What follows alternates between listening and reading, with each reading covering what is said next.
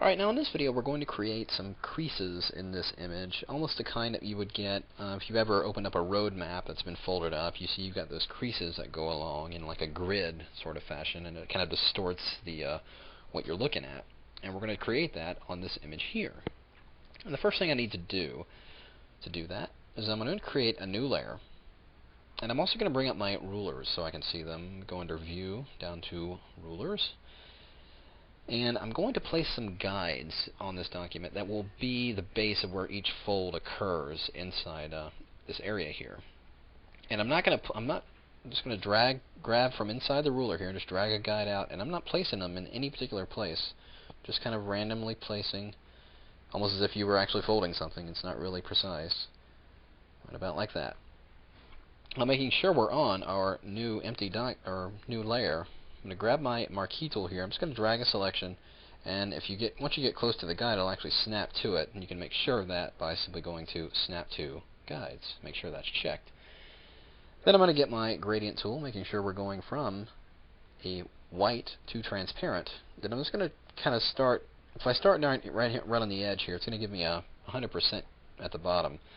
I just simply want to get a little bit of hint of a gradient here, so I'm going to start a little bit beneath the selection and just kind of drag it in just like that. And there you can see just like that. Then I'm going to draw a selection on the bottom. Again, it will snap to that edge there.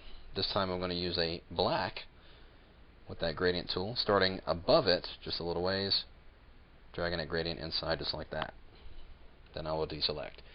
Now I'm going to take that marquee tool and select this inner box on the top here. Just going to take that gradient tool, once again drawing with black to transparent, just going in from the side here, coming in from that outside area. That's a bit much. Let's undo that, try it again here. And we'll come in from this side as well. And simply deselect, Command or Control D. And I'm just going to select this square here. We'll use that same black to transparent gradient, and we'll draw in from this side, doing just like that. And we will do the same right over here. Draw in a gradient. That's a bit much. Let's do it just like that. Now I'm going to select this lower box right here, and just like we did up here, we brought in black from each side. We're going to do the same thing, but with white. Coming in from that outside area, just drag in a little bit, so we're getting a subtle hint of that white there, and then deselect. I'm going to go ahead and turn off my guides, since I don't really need them right now. I don't want to clear them, but I just want to get them out of my view. So I'll just turn them off. And there you can start to see that the folds are starting to take shape, but we're not quite there yet. So what I'm going to do actually is create a new layer right beneath this new one here. Hold down the Command key and it will create a new layer beneath your currently active layer. Just like that. I'm going to bring up my fill dialog, Shift Delete or Shift Backspace, and fill this with 50% gray.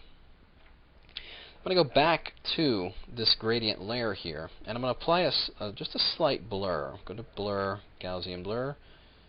Do like a 1 pixel blur. Will actually work pretty good. That's okay. Now, I need to save this as I see it as a displacement map. So I'm simply going to go under File to Save As. And we'll get this big dialog here. Let's go ahead and make sure we're on the desktop here. I'm going to call this Disp1. And we'll save it to the desktop. And I'm going to save it as a copy. And turn off layers so it'll save it as a flattened copy, as a PSD document. And we'll just hit Save, which will replace my old one there. Now, with that saved, I no longer need this gray layer here. And I'm going to go ahead and merge. I'm actually going to duplicate this because you never know when you might need it again. I'm just going to turn that one off. This copy right here, I'm actually going to merge it with that background image by pressing Command or Control E. So that is now on its own layer. I'm going to double click that background layer to create a transparent layer of itself. Now I'm simply going to filter to distort, and we'll go to displace. Now we're not going to give it a tremendous amount of displacement here because it's going to really distort it, and if I go any higher than 3 or 4, in fact 3 is probably where I'm going to leave this at, and you'll see why in just a minute.